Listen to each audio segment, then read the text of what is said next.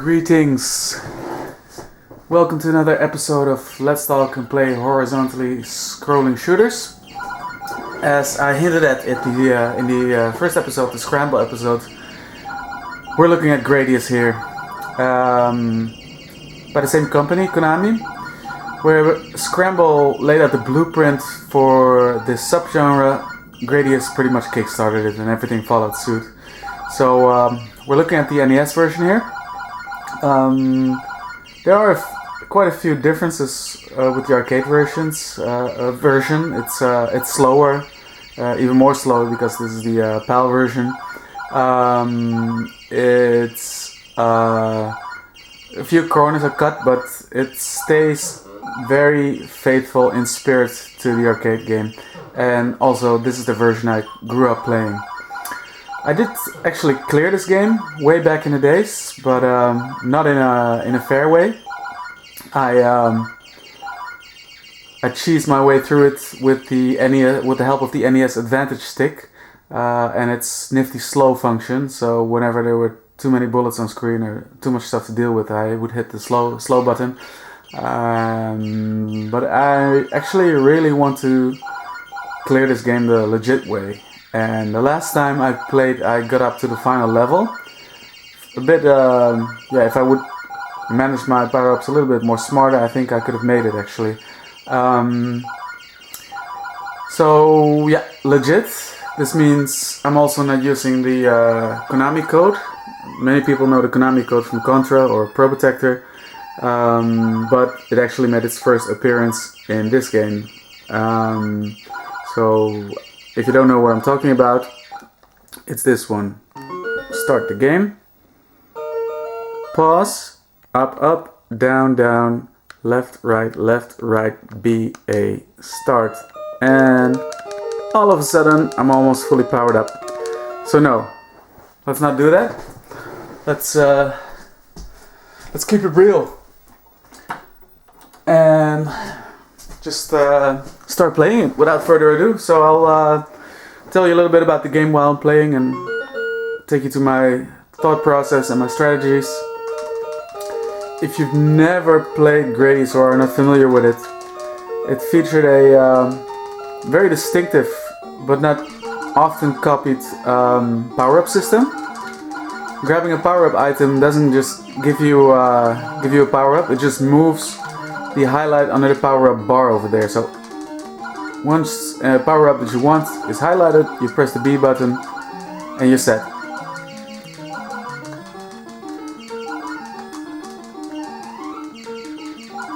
Going into the first level, or the second part of the first level, I usually want to have my option.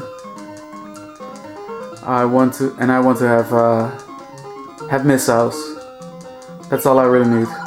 And then throughout the course of this level, I want to make sure that I'm saving up for a shield, because the final part of the stage, the panic section, almost requires it. I mean, it's doable without a shield, but yeah, it's very likely you're going to get hit by something. So shield is highlighted, and there we go. The shield can sustain 5 hits, so you have to keep that in mind. And sometimes, if you get hit by more bullet than one at the same time, you can find yourself without a shield very quickly, or worse, you get killed. The red enemies usually carry the power-up items, so you want to go after them. And then there are certain formations that when you shoot them all, they leave a power-up item behind as well. So what I'm trying to do here, and this is very... You have to be pixel perfect. No, can't do it this time. If you manage to hit that floating rock from the back exactly at the right spot, you get a free power-up.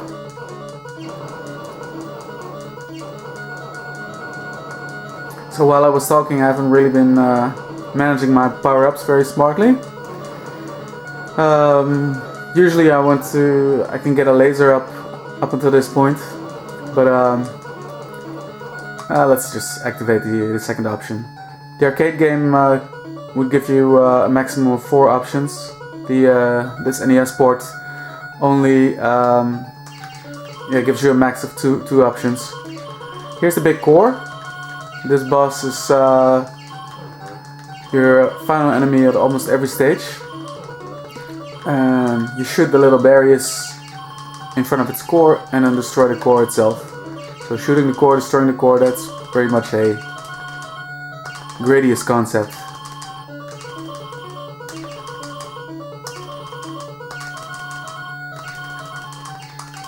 I somehow can't... Yeah, there we go.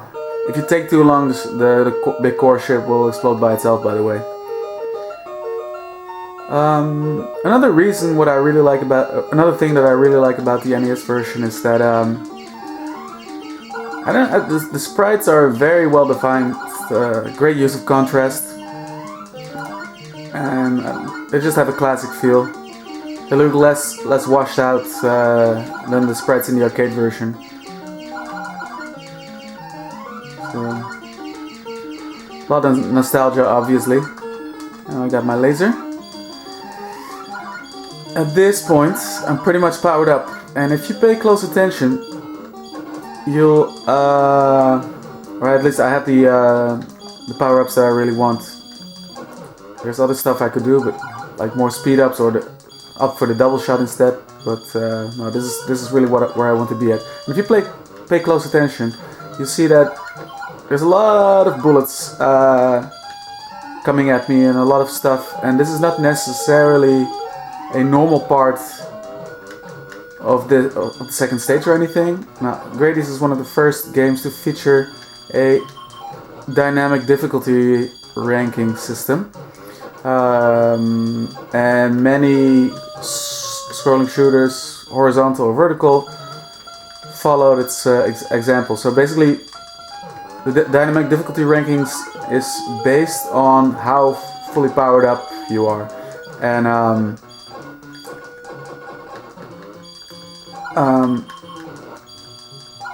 so the more powered up you are, the more stuff will get thrown at you. So you're always meeting the proportionate amount of resistance in this game. This level, by the way, is very much reminds me of puffed rice and vitamin pills. Strange combination, I know. So while playing this game, here we have the panic section of this stage. And it took me a long time to realize I could just sit tight in the bottom left corner and deal with most of the stealth cloaked enemies coming my way. I used to just fly all over the screen trying to avoid all of them, and unavoidably ran into some of them. So this is pretty much the safest way to deal with this section. And I have a ulterior motive in showing you this game, because there's also a myth I want to dispel about Gradius and the series of Gradius games. A lot of people, when they talk about Gradius, they will start complaining to you that once you die and you lose all your power-ups, because that's what happens when you die, you lose all your power-ups. You pretty much have to restart because it's a bitch to recover. And while it is indeed difficult to recover once you lose all your power-ups, the dynamic difficulty system makes it so that the amount of stuff you get thrown your way gets dialed back considerably. So actually, it's not so much that the game becomes unfair once you lose your power-ups. It's more so that it takes some adjustments, because to be frank, your playstyle later was extra life jungle. 100,000 points gives you an extent. So your playstyle when you're powered up and when you're not powered up is of course very different, because you're more vulnerable when you're not powered up. So it's more an adjustment thing, I would say, that gets most people robbed of their lives once they die when they're fully powered up. Then it's really the game becoming unfair. So undoubtedly in this run I will lose a life, and I'll show you how to recover from that when it happens. Oh yeah, so this is the iconic Moai stage. When the Moai appeared here first, the Easter Island heads in Konami games. The original developers saw Xevious and its Nazca Peruvian geoglyphs, the lines, and they wanted to have some mysterious earthly element in Gradius themselves as well. So that's why they chose the Moai. And I always find it very funny that they spit out these blue rings. It's almost as if they're saying ooh ooh ooh ooh ooh. But yeah, the Moai would become very like a recurring element in many games by Konami, not just the Gradius series. There was even a Japanese-only Famicom platformer starring a Moai head as the main character. I think it was called Moai-kun or something like that. Right, so these enemies that are coming over here, I really hate them. They can just ruin my day and take all the flow out of my run. So, and when you're fully powered up, there's a lot of them appearing as well. So if I would have died before and I would be without power-ups, I would only have to deal with about 3 or 4 of them, and they would move a lot slower as well. So they're only partly vulnerable when they open up to spit out those pods. That's when you can hit them.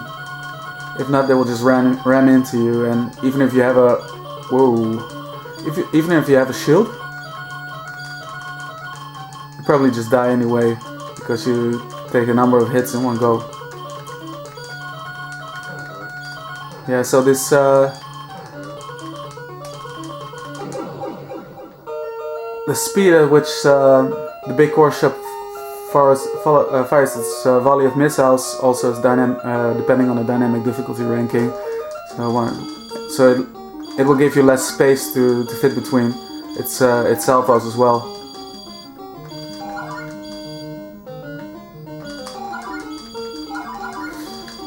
Not a bad run so far, I must say. But let's keep my cool. Here we go. So yeah, when I'm fully powered up, all I want to do is let my power-up bar rest on the shield icon, so that once I lose my shield, I can immediately replace it. This stage looks suspiciously like the first stage, only it's upside down and there's a lot more junk being thrown at you. Not in the least because of the, say it with me, dynamic difficulty ranking. Oh lord, I can't even say it properly myself. Always go through the tunnels for those extra points. Okay, yeah. Now I got my highlight again on the shield icon.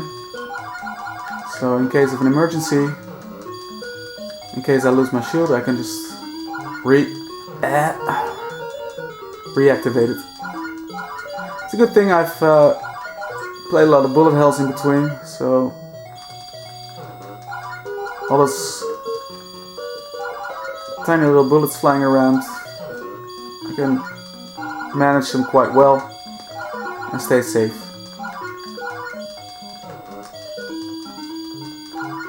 Of course, as it's a given, since Scramble and now Gradius, there's a lot of environmental hazards to consider, and this is also why I usually only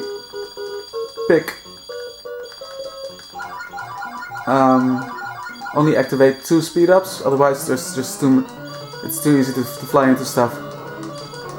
You become too maneuverable. So the first icon is always the speed up icon. Twice as good for me.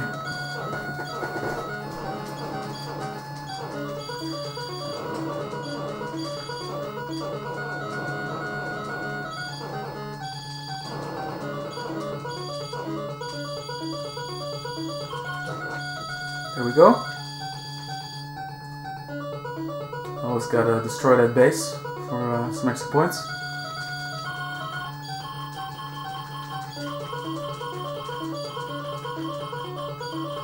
I think I'm safe here.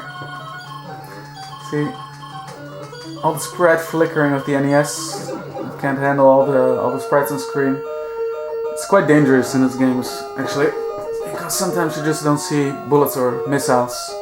You can't make out very clearly if you're gonna get hit or not. Now this is stage number 6, I believe, or no, 5. Sorry. And this is where my run can end. It's the dreaded amoeba stage, and there's a lot of micro dodging of tiny bullets to be done later on when once the 2-armed or 1-armed amoeba start appearing, not amiibos, of course. The game is pretty ahead of its time, but not that much. So here we have the amoebas, and when I'm fully powered up, it's very difficult to destroy their arms, which is what you want to do. So you take away their ability to shoot at you. Somehow I can't do it with my lasers. So you have to hit the little blinky part or the red part in between their arms. The middle of the arms, I think you can't really make it out clearly on the screen because of my cheap ass filming the screen method of video making. Okay, so I'm about to lose my shield. Need to be very careful now that I reactivate it at the right moment and don't get swarmed by bullets.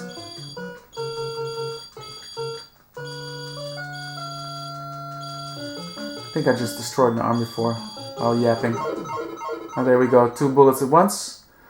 And now I lost my shield. Now, this is the part where I have to show you how to recover. So you'll see that the arms go off very easily when you're not powered up. And you just get about half the bullets thrown at you that you would get when you have all your fancy lasers and options and missiles. So it does take a lot of focus to get through this. And the slowdown is helping me out considerably, as you might have noticed already. But the tricky part is when the slowdown disappears again, like this, and the regular speed comes back. So sometimes you just stuff just all of a sudden flies into you. Now the panic section is just more amoebas. You might wonder why I call them amoebas. Well, that's what they were called in the manual when I still had it, my original copy of the game. That's it basically, the amoebas. So now it's just me and the big core for the 5th time, and 2 more stages to go. Dear viewers, will I make it? Will I clear the game on camera, the legit way, for the first time? Would be something, wouldn't it? But all I know is that in the first section of the next stage, I need to power up like crazy. Because, yeah, I need to have at least an option going through.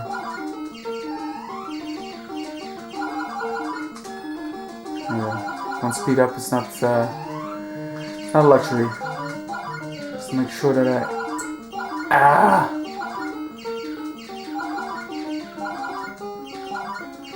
don't think I can power up enough for this next stage, but let's see. Right, 4 more lives.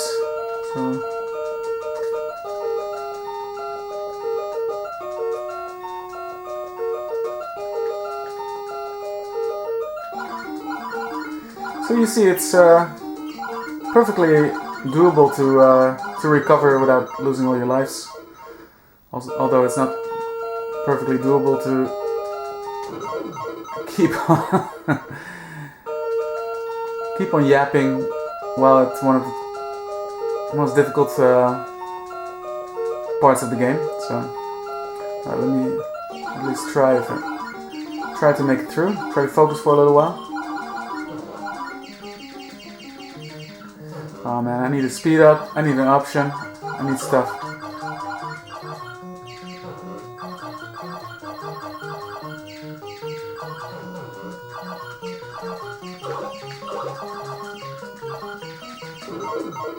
Yeah, this is rough. Because these biological creatures come from all angles, from all directions.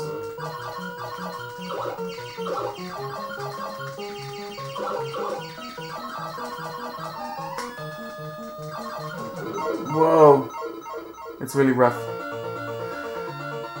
Ah, disappointing. Game over. So I didn't make it to the final stage, but yeah, it could be worse. And that's it. That concludes Let's Talk and Play Horizontally Scrolling Shooters Part 2 Gradius for NES. Thank you for watching.